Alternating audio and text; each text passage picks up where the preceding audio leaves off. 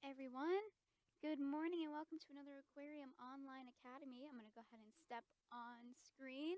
Thank you so much for joining us, everyone. My name is Tina. I'm a part of the education team here at the Aquarium of the Pacific.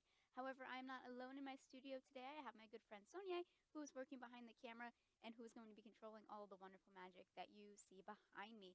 Now, during our program, what's really special about being able to broadcast to you live is that we would love to be able to have the opportunity to interact with all of you today. And you can do that by texting us in at 562-286-1838. That is if you are watching us live right this very moment. I don't even remember what today's date is. Sonia, what's today's date? The 26th, thank you. If you're watching us on Tuesday, August 26th of 2025 at 9 a.m. Pacific Standard Time, you are more than welcome to text us in your questions, your observations. Just want to drop it and say hi, or anything that you might already know or want to know about the animals that we're going to be talking about today. Please feel free to utilize that text line. We will be monitoring it, and it will be staying on the screen for a majority of our program today. Now, if you're not watching us live right at this present moment in space and time, you're watching us somewhere else and another time, please feel free to continue to interact with us. You can email us at live@lbaop.org if you still want to share those observations or if you just have some questions that you would like to ask. It is monitored by one of my coworkers, so please feel free to utilize that as well. Alrighty, everyone. Let's go ahead and get started. We have a fantastic program for you today because we're going to be talking all about the wonderful world of fish. Now, I know when we think of fish, we tend to think of them as a pretty broad term. Maybe everything that lives in the ocean is a fish, but we're going to talk a little bit about what makes a fish, and then we're going to look at some cool adaptations that certain kinds of fish have. We'll get into that a little bit later. What I would love for us to start with doing is warming up our scientist brains. We will be doing that by making some observations. Now, if you've seen our Aquarium Online Academies before, I'm sure you're aware on how we make our observations, but for those of you who might be joining us for the first time, we use our sense of sight to help us make those observations. We will use our eyeballs and we'll look around our environment and we'll take notes in our brain about what it is that we're seeing around us.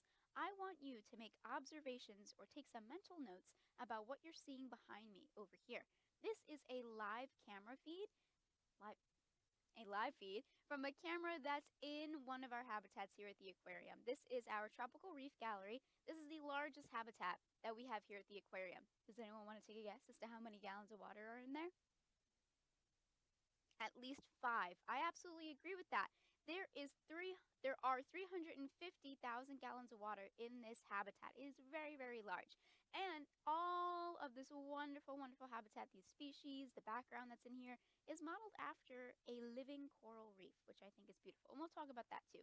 I'll go ahead and step off screen.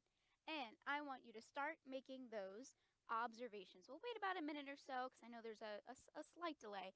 If you have those observations, again, please feel free to text them in right now at 562-286-1838. Now, the observations could be anything from what colors you might be seeing, a shape maybe, if you want to share a prediction maybe. I think the water is cold. I think the water is warm. I think this animal will eat this. Anything like that. We would love, love, love to hear from you. So go ahead. I'll take a little bit of a pause and then we'll jump right back into it. But for now, just enjoy the animals swimming around. Maybe you notice any patterns about the way that they're moving, or maybe a certain part of their body that they're moving the most to help them get through the water. We have several different species of tropical fish in here, and you're seeing one of our sharks right in the middle of the video, which I think is super cool. That's one of our gray reef sharks. Oh, and there's our second gray reef shark. In this habitat, we also have a zebra shark. They're one of my favorite species of shark.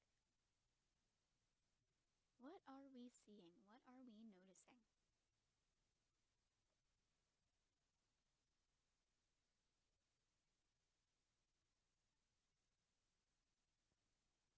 Alrighty.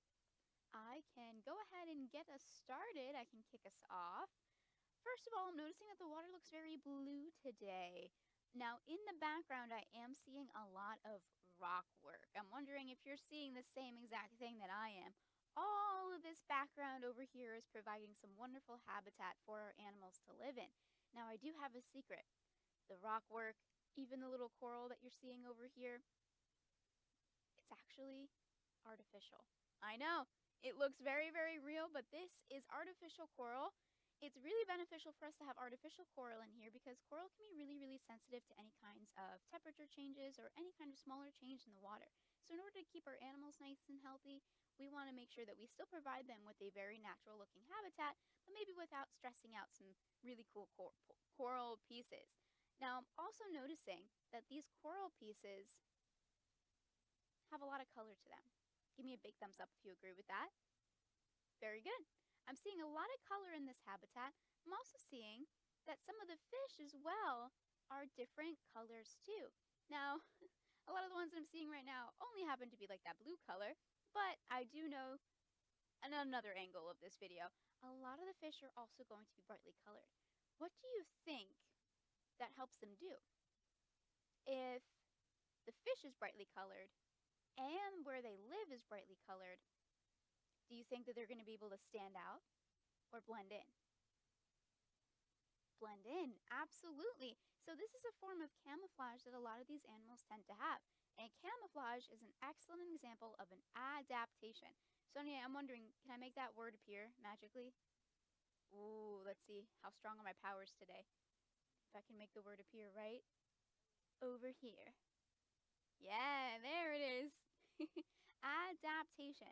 Have we heard of the term adaptation before? Give me a big thumbs up if you have.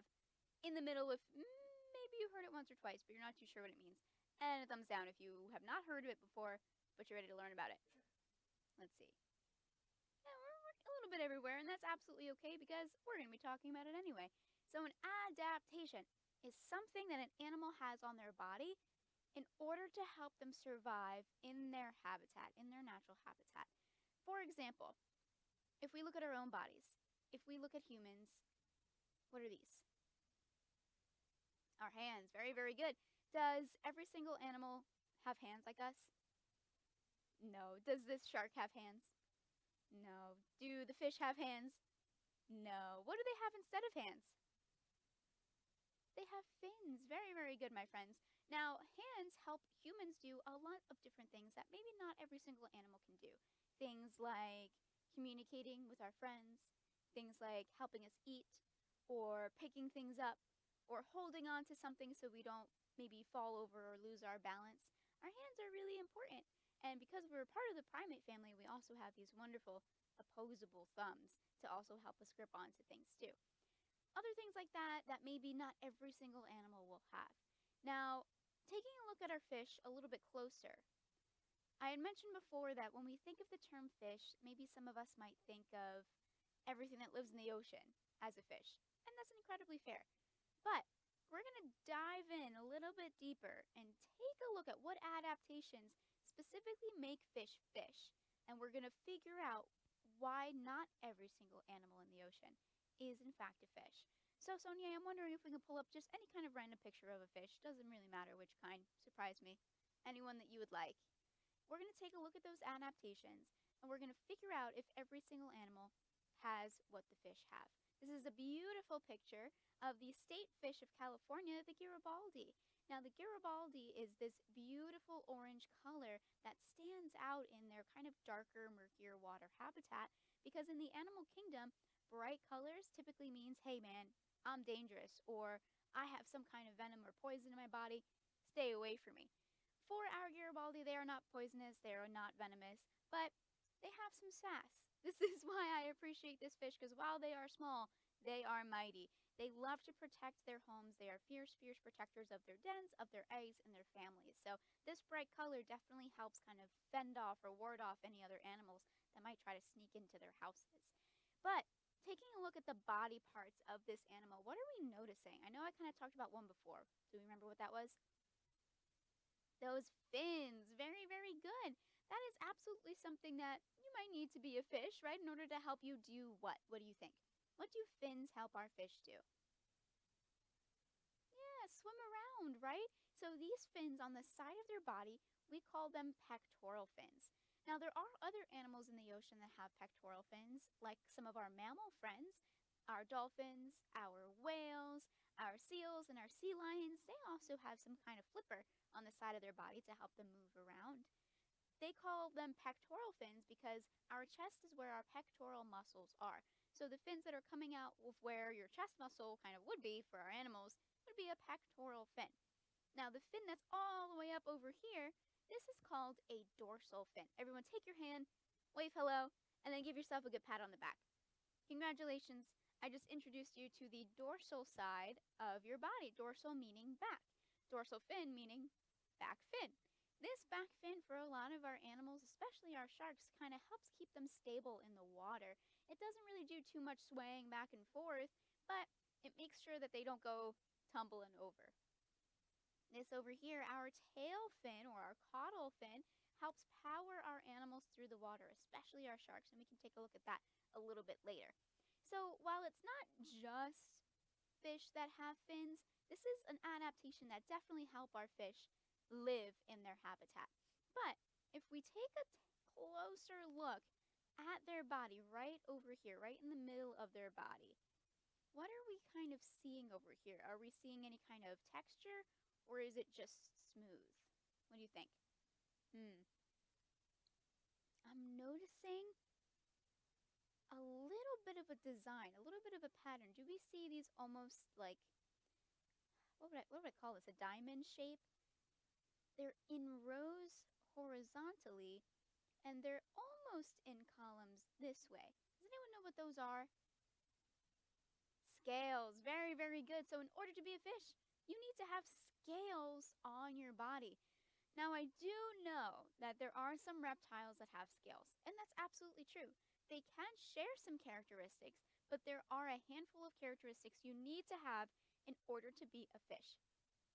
I'm going to jump over to my document camera real quick, and we're going to go ahead and write some of those characteristics down. I'm going to say to be a fish. If you'd like to write along with me, you're more than welcome to take some notes. But number 1, you need to have scales. So we do know, again, some reptiles have scales, but let's figure out why reptiles are also not fish. Let's jump back to that picture of our Garibaldi. We'll come back to our list in a little bit, no worries. But number 1 we uncovered was they need to have scales on their body. Almost every single fish will, in fact, have scales on their body. But what about this? Right over here. Kind of looks like a little jawline almost. What do we think this is on our fish? Sometimes we might see them on the sides of their head a little bit more. Does anyone want to take a guess as to what this could be? I'll give you a hint. It starts with a G. These are their gills. Everyone go ahead and make fish gills on your face. Make a little fishy face. Those gills on their body help them to breathe underwater. Can fish breathe air? No, I don't think fish can breathe air. If they could, that would be very, very interesting adaptations, right? But gills are another wonderful adaptation to help our fish be able to breathe underwater. Now, think back at those reptiles. Let's take maybe alligator or crocodile, for example. They have scales, but do they have gills?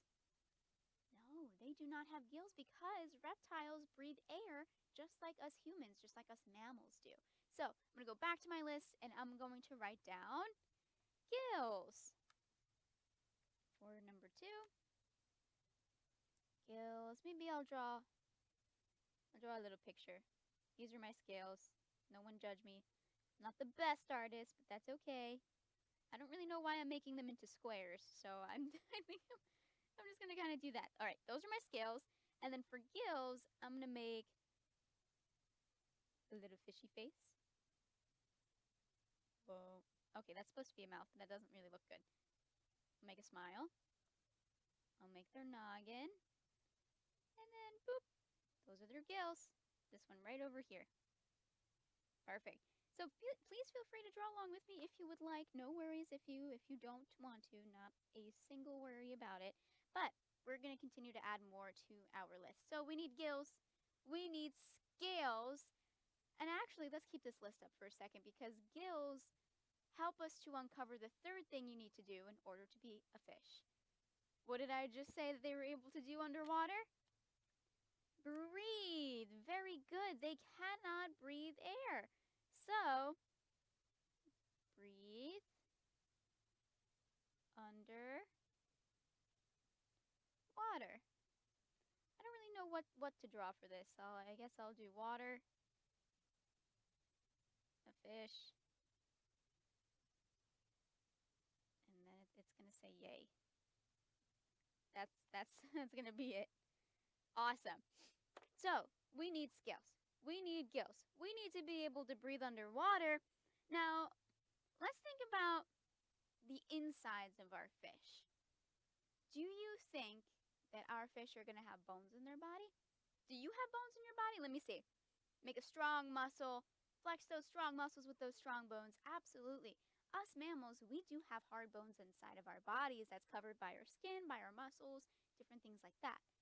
Fish also have bones in their body as well. Now, I would love to jump to a picture of an animal that's constantly called a fish, but is not a fish. Sonia, I'm wondering if you can read my mind.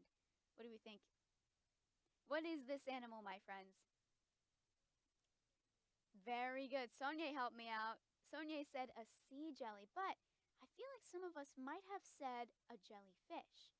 Now that we know a couple of characteristics that fish have in order to be a fish, do we see any of those on our jelly? Do you see scales on this jelly? No, I don't think so. Do you see gills on this jelly? I don't think so either. Do you think this animal has any bones in their body? Definitely not. They're very wiggly. They're very squiggly. So our jellies are just that. They are jellies or sea jellies. There's no such thing as a jellyfish because these animals are not considered a fish. I'm wondering if there's another animal maybe that we could help dispel that rumor of them being a fish, Sonia. I don't know if we have any on the thing over there. Or maybe a coastal video. Do we have one of those?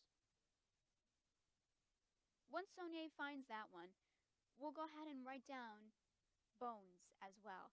Something else that you need to have in order to be a fish. Take a look at all of these creatures over here. What do you see? What are we noticing? Have any of us touched some of these animals before? Using our gentle two-finger touch, has anyone tried to touch this animal? Or this animal? What is this animal? Maybe some of us have learned from our sea jelly. Maybe some of us just called it a sea star. And you would be absolutely correct. A lot of folks, and that's absolutely okay if you do, call this lovely animal a starfish. But once again, do we see gills on this animal? Do we see scales on this animal? No. Do you think this animal has bones in their body? No, they do not. So that's what makes our sea stars a sea star and not a fish. Same for our anemones as well. Well, I don't think anyone really does call them fish, but again, sometimes folks seem to think that all animals that live in the ocean are fish, and that's okay, and that's what we're here for.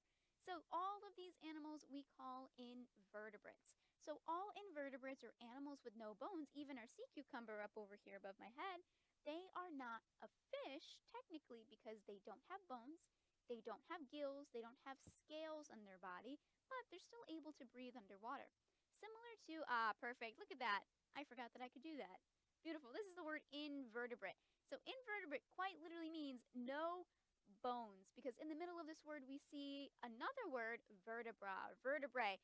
In your back, if you hunch over and you feel your back, you feel all those little bumps, those are your vertebrae that make up your spine. So in actually translates to no. So no spine means no bones.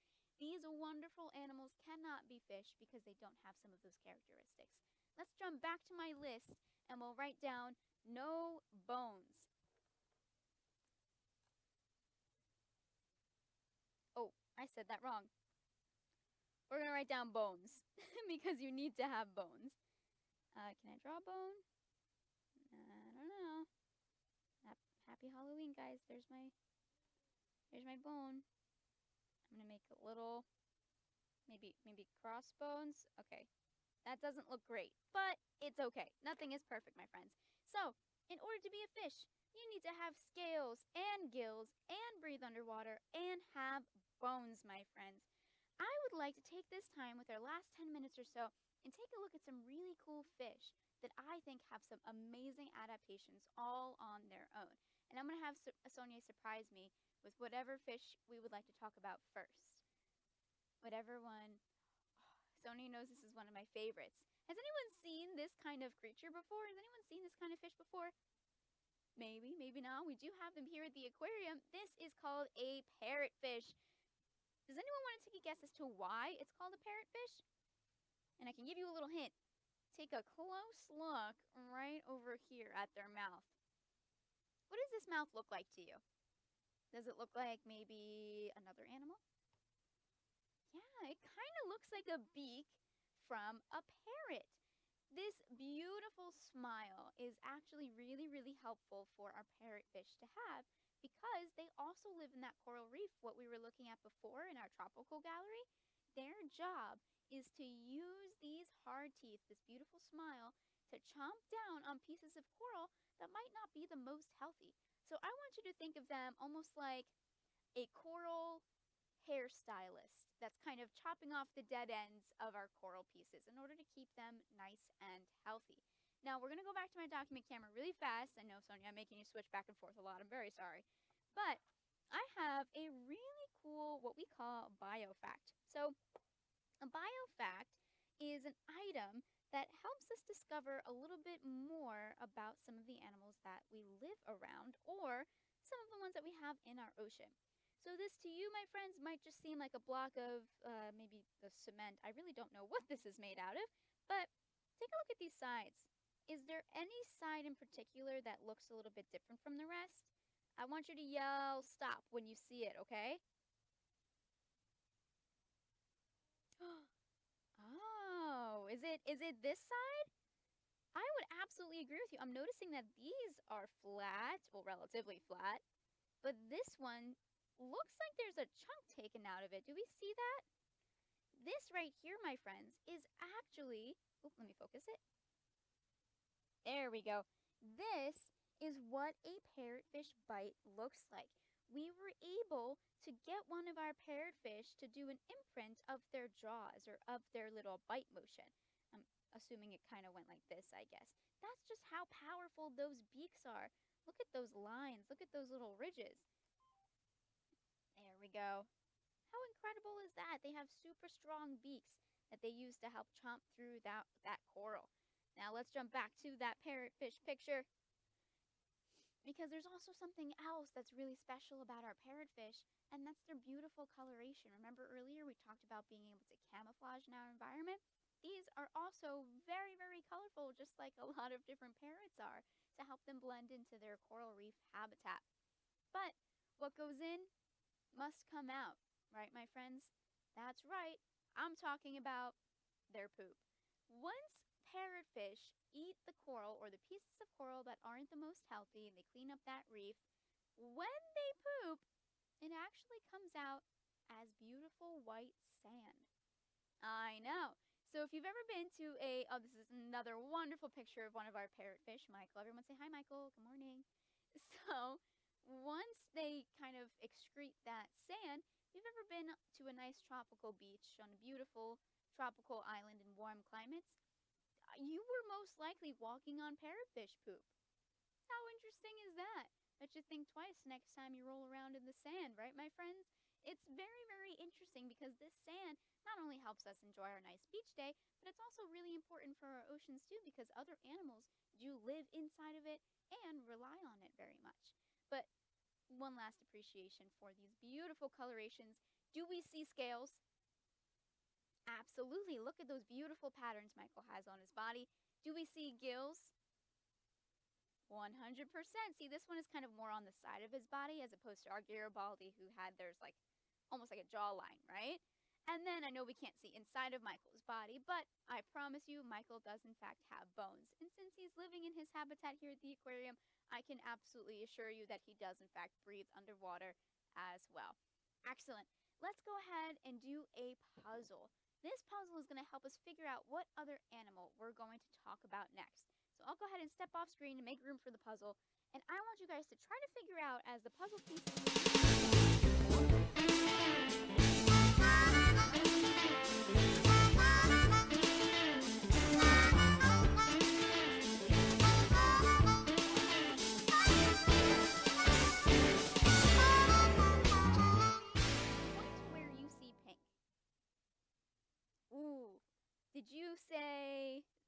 square over here.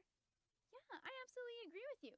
I'm noticing that part of it is pink here, but it looks like the rest of this animal maybe isn't fully pink. I'm seeing a tail here. I'm seeing a fin over here. Do we remember what this fin was called? The fin on our back or our dorsal side of our body? The dorsal fin. Very, very good. Okay, let's see what this animal could be or what this fish could be.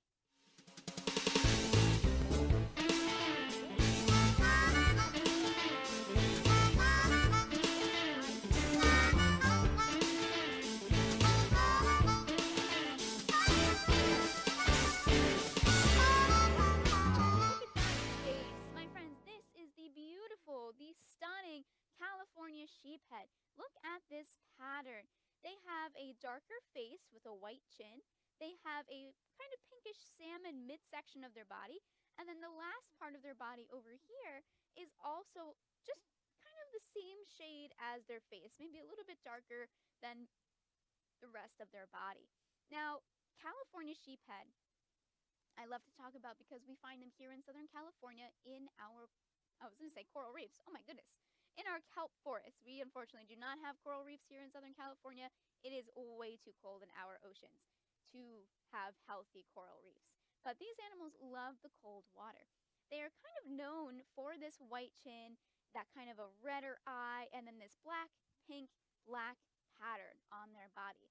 Now, I can tell you that this fish in particular, this picture, is actually of a female California sheephead beginning her transition into a male California sheephead, which is an incredible adaptation that these animals have.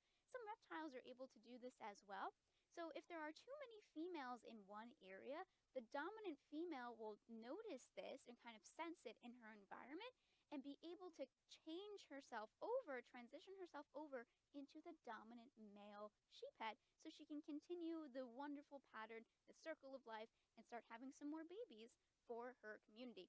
Now, what you're also seeing all the way up here is one tiny little tooth right now.